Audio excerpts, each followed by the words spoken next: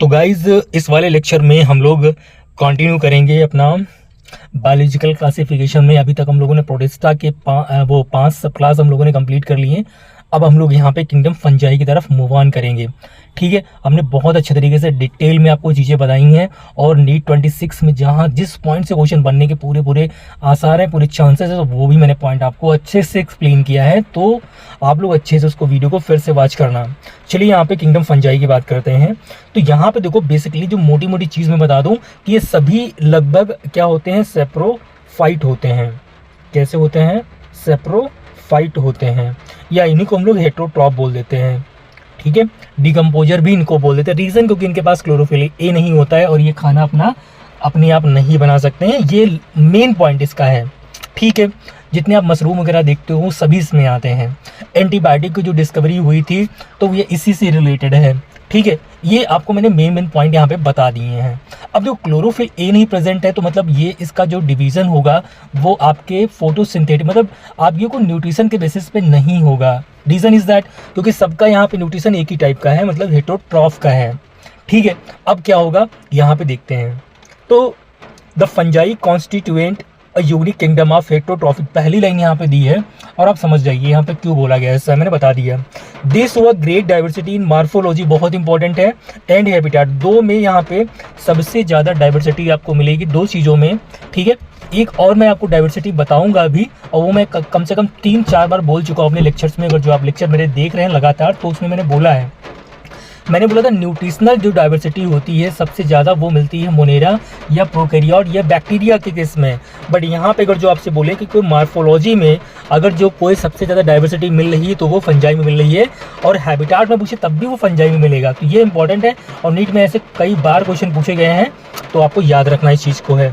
You may must have seen fungi on a moist bread and रॉटन fruit. सभी लोग देखे होंगे घर में अगर जो कोई रोटी बहुत दिन से रखी हुई तो उसके ऊपर सफ़ेद सफ़ेद फंगस नज़र आती है, या फिर सड़े गले जो हमारे फ्रूट्स होते हैं वहाँ भी हमें फंगस नज़र आती है। The common mushroom you eat and toadstool also fungi, मतलब जो टोड स्टूल होते हैं या जो मशरूम होती हैं ये सभी क्या है? फंजाई हैं। ठीक है, white spot seen on mustard leave are due to parasitic fungus, ये इंपॉर्टेंट है। अगर जो कोई आपसे पूछे कि वाइट स्पॉट जो होते हैं मस्टर्ड के लीव्स पे वो किसकी वजह से होते हैं, तो वो पैरासिटिक फंगस की वजह से होते हैं। सम यूनिसेलुलर फंगाई जैसे कि ईस्ट, यहाँ पे ये इंपॉर्टेंट है। यूनिसेलुलर की बात करें तो एक एग्जाम्पल आपको दिया है एनसीईआरटी में, दैट इज ईस्ट दिया है, तो ये आपको याद रखना है। Are use to make bread and beer, तो इससे हम लोग क्या बनाते हैं? ब्रेड और बियर बनाते हैं। Okay, other fungi cause disease in plant and animal. Wheat rust causing तक्सीनिया, समझ में आ गया? वीट का प्लांट जो होता है उसमें रस्ट कौन कॉज करता है? वो पक्सीनिया काम कॉज करता है। Is an important example. Some are the source of antibiotic, penicillium अभी मैंने बोला। ठीक है, fungi are cosmopolitan and occur in air, water, soil and animal and plant. Cosmopolitan का मतलब सार्वभौमिक, मतलब हर जगह पाए जाने वाले होते हैं।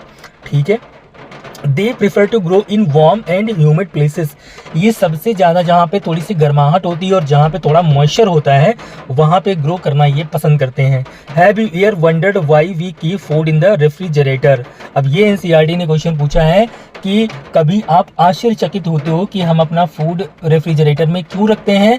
क्योंकि रेफ्रिजरेटर कैसा होता है? कोल्ड इन्वायरमेंट होता है वहाँ पे, और फंजाई को ग्रो करने का मौका मिल नहीं पाता क्योंकि फंजाई जो ग्रो करने का उसका इन्वायरमेंट होता है वार्म, मतलब जितना आप ठंडक रखेंगे उतना ही फंजाई वहाँ पे कम ग्रो करेगा।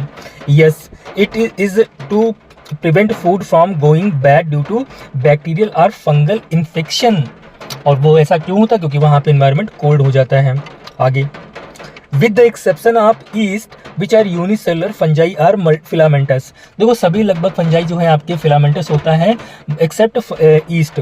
There body consist of long slender thread like structure called hyphae, इनकी जो बॉडी होती है उसको हम लोग हाइपी बोलते हैं, और ये लॉन्ग होती है, स्लेंडर होती है, और कैसी होती है? थ्रेड लाइक होती है।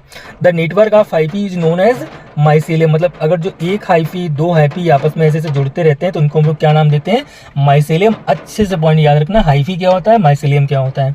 मतलब बहुत सारे अगर जो हाइफी आपस में जुड़ जाएंगे तो उसको हम लोग माइसेलियम बोलेंगे।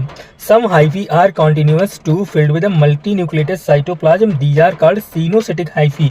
ये इंपॉर्टेंट है, अगर जो यहाँ पे कोई क्रॉस नहीं होगा बीच में तो सब में क्या होगा, कॉन्टिन्यूअस हो गया और सब में बहुत सारे न्यूक्लियस हो जाएंगे। दिस कंडीशन को हम लोग मल्टी न्यूक्लिएटेड या सिनोसाइटिक बोलते हैं और ये फंजाई के क्लास में मिलता है, फाइकोमैसिड्स के क्लास में मिलता है। अच्छे पॉइंट है सारे, ये नीट में आ चुके हैं। Other have septa or cross wall in their hyphae, ठीक है, एक क्लास को छोड़ के दैट इज फाइकोमैसिड्स, बाकी सब में क्या होगा, क्रॉस वॉल होगा या फिर सेप्टा प्रेजेंट होगा माइसेलियम में। The cell wall of fungi are composed of chitin and polysaccharide, important है, ये मैंने आपको लेक्चर के शुरुआत में ही बता दिया था। मोस्ट फंजाई आर हेटेरोट्रॉफ, देखो ऑल नहीं लिखा है तो यही ध्यान रखना है, लगभग आपके फंजाई हेटेरोट्रॉफ होते हैं and absorb soluble organic matter from dead substance and hence are called saprophyte. Clear. Those that depend on the living plant and animal are called parasite, उसमें कुछ पैरासाइट भी होते हैं। They can also live as symbiont in association with alga, इसको हम लोग lichen बोलेंगे, and with root of higher plant mycorrhiza. बहुत इंपॉर्टेंट है, अगर जो कोई आपसे पूछे कि फंजाई का association root of higher plant के साथ में तो वो क्या बनाएगा, माइकोराइजा। और माइकोराइजा का एक एग्जांपल आपको एनसीईआरटी क्लास 12th में आपको देखने को मिलेगा, that is Glomus. Microbe in human welfare में आपको ग्लोमस भी देखने को मिलेगा, ये भी माइकोराइजा का एग्जांपल है। जब मैं क्लास 12th की एनसीईआरटी पढ़ाऊंगा तो उसमें चीज़ मैं आपको बता दूंगा। ठीक है, आगे आ जाओ। Reproduction in fungi can takes place by vegetative means that is fragmentation या फिजन या बडिंग। तो यहाँ पे वेजिटेटिव जो आपका रिप्रोडक्शन टाइप का होगा तो वो 3 टाइप का है, fragmentation, fission and budding.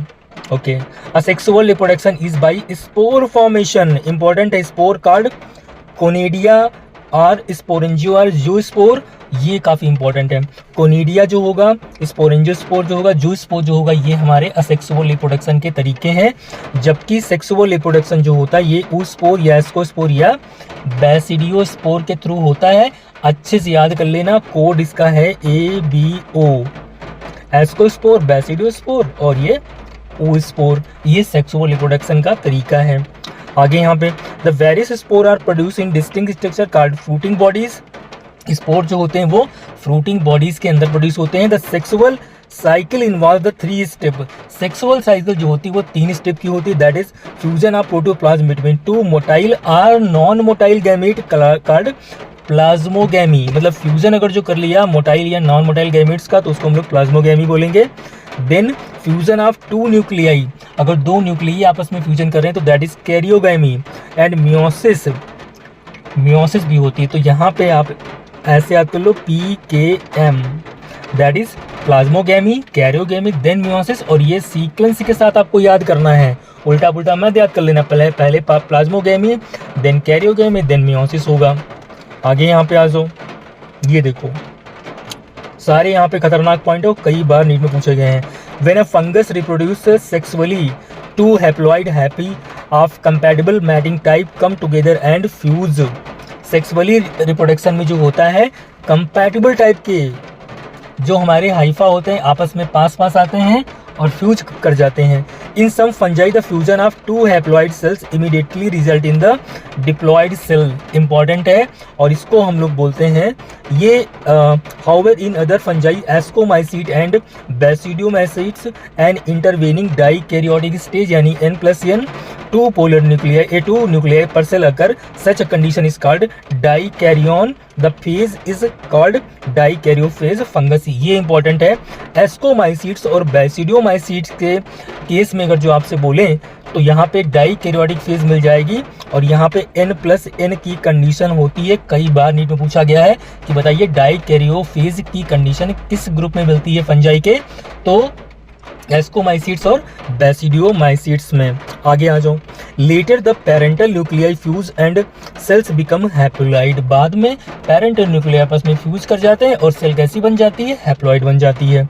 The fungi form fruiting body in which reduction division, अब देखो फ्रूटिंग बॉडी में ये इंपॉर्टेंट गाइज है, लाइन मिस कर दोगे यहाँ पे, वो यहाँ पे रिडक्शन डिवीजन की जगह पे आपको बोल देगा इक्वेशनल डिवीजन और आप गलत कर जाओ, मतलब माइटोसिस बोल देगा तो आप गलत कर जाओगे वहाँ पे। Leading to formation of haploid spore. आगे द मॉर्फोलॉजी ऑफ माइसेलियम। अब देखो ये सारे इंपॉर्टेंट भाई हैं। The morphology of mycelium, mode of spore formation and fruiting body form the basis of the division of the kingdom.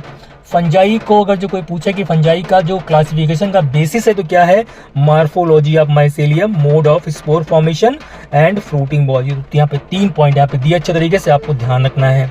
ठीक है guys, काफ़ी इंपॉर्टेंट चीज़ें चल रही गाइज यहाँ पे। अब हम लोग क्लास की तरफ आएंगे, दैट इज फाइकोमाइसिट्स, देन हमारा आएगा यहाँ स्कोमाइसिट्स, देन यहाँ बेसिडियोमाइसिट और देन यहाँ पे ड्यूटेरोमाइसिट और हमारा चैप्टर खत्म हो जाएगा।